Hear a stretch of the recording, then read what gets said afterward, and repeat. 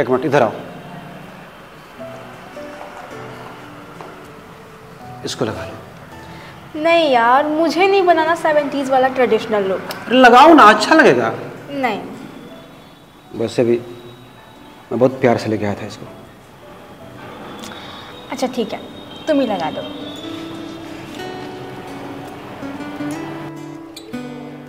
अमित, एक बात पूछूं? हाँ पूछो। कितना प्यार करते हो मुझसे? इतना सा। और तुम? मैं इत्तू सा। मैं तो इतना करता हूँ। मैं इतना जा। फिर मैं इतना ज्यादा।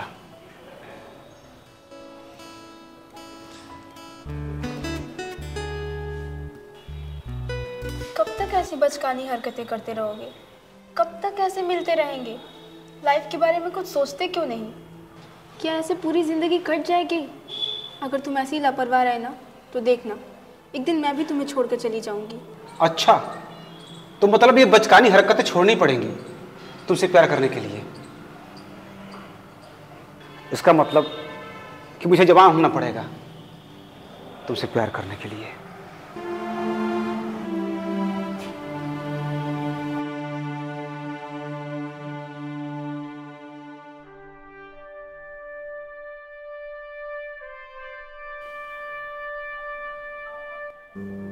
देखो ना अमृता, मैं ऐसा ही हूं।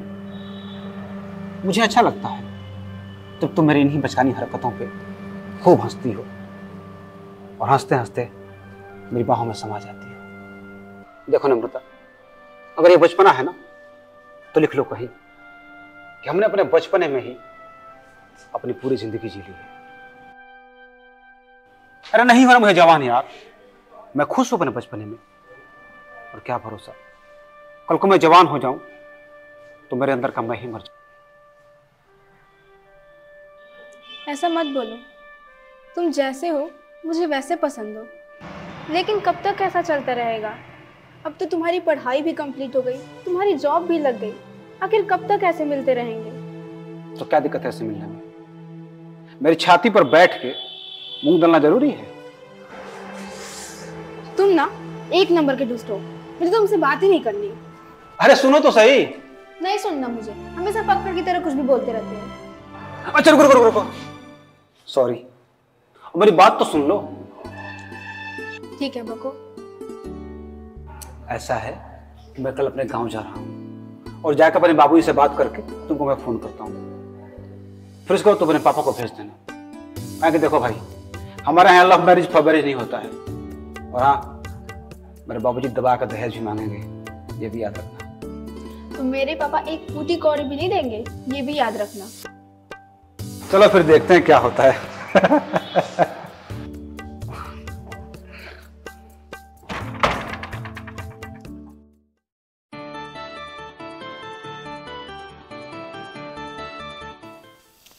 हेलो, कहाँ हो? घर पे हूँ। और कहाँ हूँ?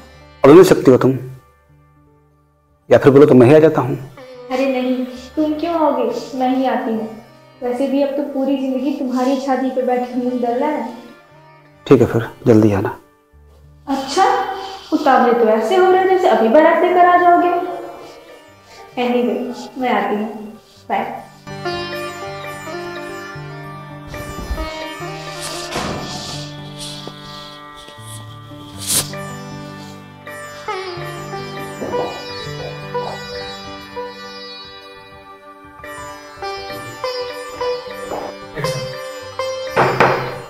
आ जाओ, खुला है।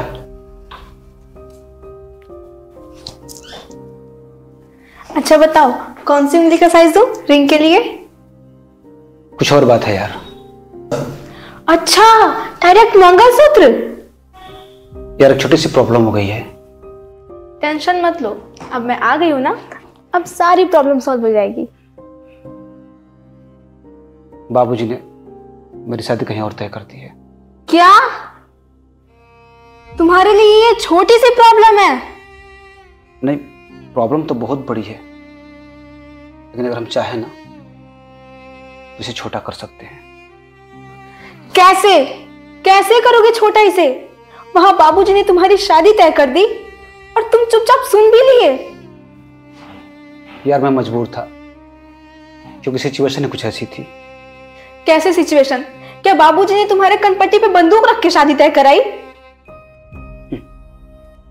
बात अगर बंदूक की होती ना तो मैं कब का मना कर चुका होता, लेकिन बात वहां बाबूजी के सम्मान का था, उनका संस्कार और उनकी परवरिश का था। और मैं कुछ भी नहीं हूं। तुम तो मेरी जिंदगी हो, और ये जिंदगी ना बाबूजी की देन है। देखो नम्रता, अगर मैं चाहता ना तो बाबूजी को वहीं मना कर सकता था, और वो मान भी जाते, क्योंकि माँ बाप बच्चों की खुशी के लिए ना किसी भी हद तक जा सकते हैं। लेकिन उसके बाद बाबूजी कभी ये ना कह पाते कि मेरा बेटा राम है, और उसके बाद बाबूजी समाज में कभी भी ना अपने परवरिश और संस्कार की बात करके सम्मान से अपना सर नहीं उठा पाते। जिंदा तो रहते लेकिन एक लाश हो जाते, जिसके न कोई सपने होते ना उम्मीद। देखो नम्रता, 18+ का हवाला देके माई लाइफ माई चॉइस कह के एक झटके में खुद को अलग कर लेना आसान होता है, लेकिन एक अकेले की खुशी के चलते ना एक पूरा परिवार टूट जाता है। तुम्हें अगर इसके बाद भी लगता है ना मैं गलत हूं, तो फिर तुम चलो मेरे साथ, और मैं तुमसे शादी करने के लिए तैयार हूं। नहीं अमित, मम्मी पापा कोई एटीएम कार्ड नहीं होते हैं कि जब जरूरत थी तब यूज किया और फिर फेंक दिया। बस मैं ये सोच के खुश रहूंगी कि मैंने कभी तुमसे प्यार किया था। पर अपना ख्याल रखना, रात में ज्यादा देर तक मोबाइल मत चलाना, और अपनी बीवी से कह देना कि तुम चाय में चीनी ज्यादा पीते हो। गीली तौलिया कभी बिस्तर पर मत रखना, वरना बिस्तर गीला हो जाता है। और शादी के बाद अपनी बीवी को प्रेम मंदिर जरूर ले जाना, जहां हम शादी के बाद जाने वाले थे। और तुम कविता बहुत अच्छी लिखती हो, सो प्लीज लिखना मत छोड़ना, और उस मुच्छर डॉक्टर को बोल देना, और उसने फिर कभी तुम्हें घूरा ना, मैं मारकर उसका मुंह तोड़ दूंगा। और फिर कभी मुझे याद मत आना।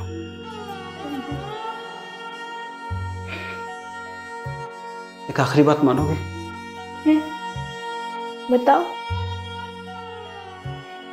अपने बालों में ना गुलाब लगा लो, अच्छा लगता है। बस आखिरी बार ये गुलाब लगा रही हूँ, फिर कभी नहीं लगाऊंगी, क्योंकि मैं नहीं चाहती कि तुम्हारी कोई भी याद मेरे साथ रहे।